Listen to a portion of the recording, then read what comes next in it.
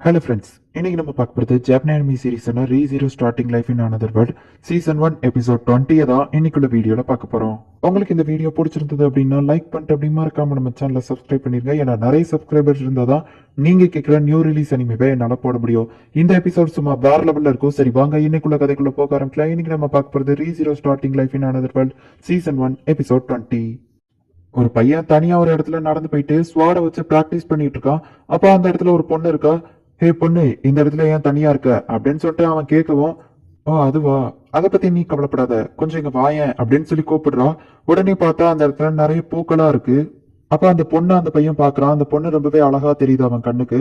இந்த பூக்கள் ரொம்ப அழகா இருக்குல்ல அப்படின்னு சொல்லி அவ கேக்குறா. ஆக்சுவலி அந்த பையன் தான் இந்த வெல்ஹைம். எல்லாரும் அந்த ஒயிட் வேலையை ஆச்சரியமா பார்த்துட்டு இருக்கும்போது நம்ம ரெம் தான் ஃபர்ஸ்ட் அட்டாக் பண்றா. இதை பார்த்து அந்த குரூஜே எல்லாரும் சுபாருவை ஃபாலோ பண்ணி அதை அட்டாக் பண்ணுங்க அப்படின்னு சொல்லி சொல்றா.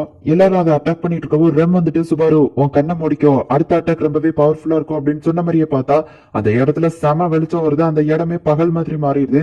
எல்லாரும் இப்பதான் அந்த ஒயிட் வேலையை ஃபுல்லா அது எப்படி இருக்கும் அப்படிங்கறத பாக்குறாங்க. அது அப்படியே வெள்ளை கலர்ல, அது உடம்பு ஃபுல்லா செதிலா, அது போக அது தலையில ஏதோ ஒரு கிரீடம் மாதிரி ஒண்ணு இருக்கு. இப்பதான் எல்லாருமே அதை பாக்குறாங்க. அந்த ஒயிட் வீல் என்னடான்னா ஒரு மாதிரி கத்திக்கிட்டே இருக்கு. சுபாரு உனக்கு பயமா இருக்கா அப்படின்னு சொல்லி ரெம் கேட்கவும், அதெல்லாம் இல்ல, இதை இன்னைக்கு நம்ம கொள்ளுதோம், கிளம்புறோம் அப்படின்னு சொல்லிட்டு நம்ம ஹீரோ சொல்லவும் பார்த்தா அந்த ஒயிட் வேலி உங்களை ஃபாலோ பண்ண ஆரம்பிக்குது. பிரின்சஸ் குரோஷியா கிட்ட ஒரு ஸ்வாட் இருக்கு. அதை வச்சு எவ்வளவு தூரத்துல இருந்தாலும் விண்ட் பவரை வச்சு அட்டாக் பண்ணலாம். அதை வச்சு இப்ப அதை அட்டாக் பண்ண ஆரம்பிக்கிறான். எல்லாருமே கண்டினியூஸா அதை அட்டாக் பண்ண ஆரம்பிக்கிறாங்க. உடனே அந்த ஒயிட் வேல் அவங்கள நோக்கி போக ஆரம்பிக்கவும் எல்லாருமே பிரிஞ்சு போறாங்க. பார்த்தா அந்த வெல்ஹைம் மட்டும் தனியா ஒத்த ஆளா அது முன்னாடி வந்து நிக்கிறான். அதை இவனை அட்டாக் பண்ண வருது. இவன் இங்க நின்றுட்டு இருக்கான். அப்படியே ரெண்டு பேரும் மூஞ்சியை மாத்தி மாத்தி காட்டிட்டு இருக்காங்க. அவனோட ஒய்ஃபோட ஞாபகம் அவனுக்கு வருது. சும்மா வேற லெவல்ல மாசா ஒரு ஜம்ப் பண்ணி அதை போட்டு குத்தி கிழிக்க ஆரம்பிக்கிறான். அப்படியே கத்தி வச்சு பிடிச்சுக்கிட்டு அதோட உடம்ப கிழிச்சுக்கிட்டே அவன் ஃபாஸ்டா ஓடிட்டு இருக்கான். அவ்வளவு வெறி இருக்கு அவனுக்கு அந்த ஒயிட் வேல் மேல. வெல்ஹை மேல இருந்து கீழே விழுவோம். அவனோட கிரவுண்ட் டிராகன் அவனுக்கு கரெக்டா வந்து பிடிச்சிருது. இப்போ அனஸ்தீசியாவோட அந்த நைட்ஸ்லாம் அந்த ரைகர்ஸ்ல பறந்து வந்து அதை அட்டாக் பண்றாங்க.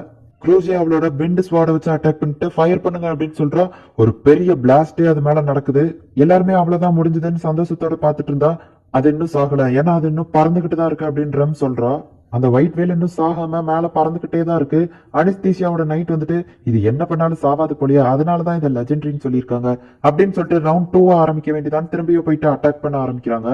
அப்போ ஃபீலிக்ஸ் அப்படிங்கிற அந்த நைட் அந்த இடத்துக்கு வந்து, என்னாலையும் பறக்க முடியாது, சோ நானும் உன் கூட சேர்ந்து வேடிக்கை பார்க்க வேண்டியதான் சுபாரு அப்படின்னு சொன்ன உடனே, அப்படிலாம் சொல்லாதீங்க, உங்களாலதான் அடிப்பட்ட எல்லாத்துக்கும் ஹீலிங் பண்ண முடியும், நீங்க இந்த இடத்துல பெரிய விஷயம் பண்றீங்க அப்படின்னு சொல்லிட்டு நம்ம ஹீரோ அவளை பாராட்டுறான்.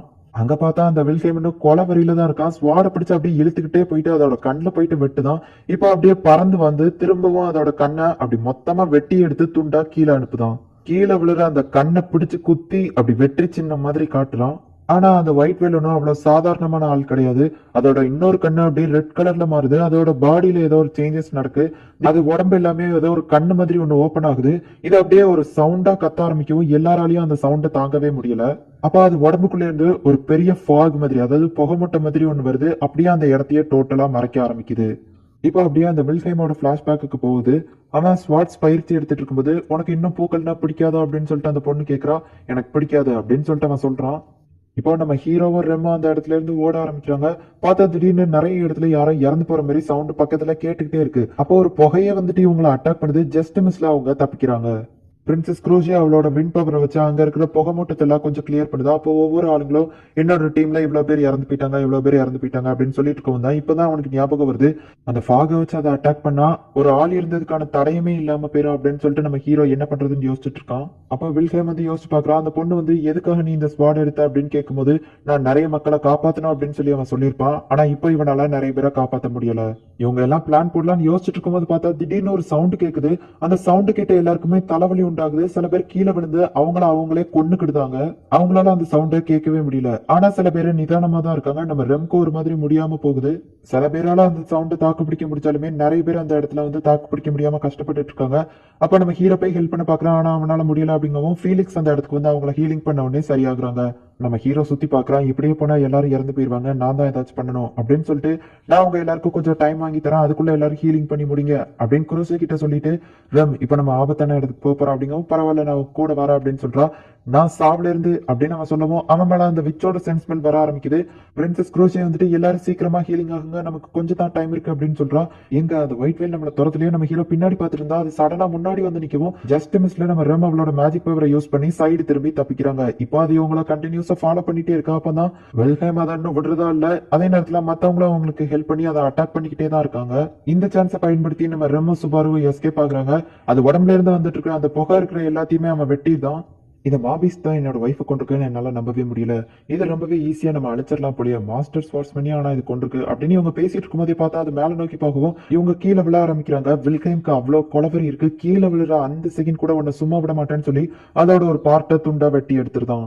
இப்போ வில்ஹேம் அப்புறமா அந்த அனிஸ்தீஷியாவோட நைட்ஸ் எல்லாரும் ஒரே டீமா போயிட்டு இருக்காங்க. அப்ப திடீர்னு ஒரு மயான அமைதி. எல்லாரும் என்னாச்சு அப்படின்னு சொல்லி பாத்துட்டு இருக்காங்க. அது எந்த சைட்ல இருந்து அட்டாக் பண்ண போதான்னு பார்த்தா திடீர்னு அது மேல இருந்து அட்டாக் பண்ணுது. ஜஸ்ட் மிஸ்ல நம்ம ஹீரோ தப்பிக்கிறான். அப்ப வில்ஹேம் தூக்கி அடிக்கப்படுறான். பூவை பாக்குறான். அப்ப அந்த ஒயிட் வேல் அவனை மொத்தமா சாப்பிட வருது. இதுக்கு மேல அவன் தப்பிக்கிறதுக்கு சான்ஸே இல்ல. அப்பதான் அவன் ஒய்ஃபை பத்தி அவன் யோசிச்சு பாக்குறான். நான் நைட் ஆயிட்டேன் அப்படின்னு சொல்லிட்டு அவன் ஒய்ஃப்ட்டு சொல்லவும் சரி ஓகே அப்படின்னு சொல்லிட்டு அவன் சொல்றா. பார்த்தா ஒரு நாள் இவன் நைட்டா இருந்து ஒர்க் பண்ணிட்டு இருக்கும்போது ஒரு பெரிய அட்டாக் நடக்குது. அதுல இவன் சாவர கண்டிஷன்ல இருக்கான். எதிரிங்க இவனை வெட்டலான்னு போகும்போது பார்த்தா யாரோ வந்து காப்பாத்துறாங்க. அது அந்த பொண்ணு தான் சும்மா வேற லெவல்ல ஃபைட் பண்றா. நீ என்ன ஏமாத்திட்டல, ஒண்ணு மாதிரி ஒரு அழகான பொண்ணு எதுக்காக மாஸ்டர் ஸ்வாட்ஸ்மேனா மாறின அப்படின்னு சொல்லி இவன் அவளை அட்டாக் பண்ண போகவும் அவன் ஈஸியா அவனை அடிச்சு போட்டு நான் இனிமே இங்க வரமாட்டேன்னு சொல்லிட்டு கிளம்புறா. ஒண்ணு மாதிரி ஒரு அழகான பொண்ணு எதுக்காக ஸ்வாட தூக்கி ரிஸ்க் எடுக்க அப்படின்னு சொல்லி அவன் கேட்கவும் இவ்வளவு நாள் எனக்கு அதுக்கு எந்த ரீசனும் வந்ததில்ல. ஆனா இப்ப எனக்கு தேவையான ஒண்ணு நான் ப்ரொடெக்ட் பண்ண வேண்டியது இருக்கு. நீ ஸ்வாட மக்களை காப்பாத்துறதுக்காக எடுத்த, நானும் எனக்கு பிடிச்சவங்களை காப்பாத்துறதுக்காக எடுத்தேன் அப்படின்னு சொல்லிட்டு அவ கிளம்புறா. நான் கண்டிப்பா இதுக்கப்புறம் உன்னை ரிஸ்க் எடுக்க விட மாட்டேன். நான் உன் இடத்துல இனிமே ஸ்வாட்ஸ்மேனா இருந்து சண்டை போட போறேன் அப்படின்னு சொல்லிட்டு வில்ஹேம் கத்துறான். இப்போ அப்படியே அந்த ஒயிட் வேல் நம்ம வில்ஹேமா சாப்பிட்டுருது. அதுக்கப்புறமா நம்ம ஹீரோவை அதை அட்டாக் பண்ணலான்னு வரும்போது அந்த நைட் வந்து காப்பாத்துறான். ஆனா அந்த ரைகர்ஸ் அப்படிங்கிற அந்த டாகுக்கு அடிபட்டுருது. நம்ம ஹீரோ அப்படியே மேல பார்த்தா ஒண்ணு இல்ல, அந்த இடத்துல 3 ஒயிட் வேல் இருக்கு. நம்ம ஹீரோ அப்படியே ஷாக் ஆகுறான். இந்த இடத்துல இந்த எபிசோட் முடியுது. ஒரே ஒரு ஒயிட் வேலையே சமாளிக்கிறது ரொம்ப கஷ்டமா இருந்துச்சு. இப்போ 3 ஒயிட் வேல் வேற வந்துடுச்சு. என்ன ஆக போகுது அப்படிங்கிறது தெரியல. ஒருவேளை நம்ம ஹீரோ இறந்துட்டோம்னா திரும்பவும் ஃபர்ஸ்ட்ல இருந்து ஸ்டார்ட் பண்ணி எல்லார்கிட்டயும் போய் எக்ஸ்பிளைன் பண்ணி அதுக்கப்புறமா எல்லாரையும் இங்க கூட்டிட்டு வரணும். என்ன நடக்க போகுது அப்படிங்கறத நெக்ஸ்ட் எபிசோட் பார்த்து தெரிஞ்சுக்கோங்க. அண்ட் உங்களுக்கு இந்த வீடியோ பிடிச்சிருந்தது அப்படின்னா லைக் பண்ணிட்டு அப்படி மறக்காம நம்ம சேனலை சப்ஸ்கிரைப் பண்ணிருங்க. தேங்க்யூ ஃபார் வாட்சிங். Bye guys. நெக்ஸ்ட் எபிசோட்ல மீட் பண்ணலாம்.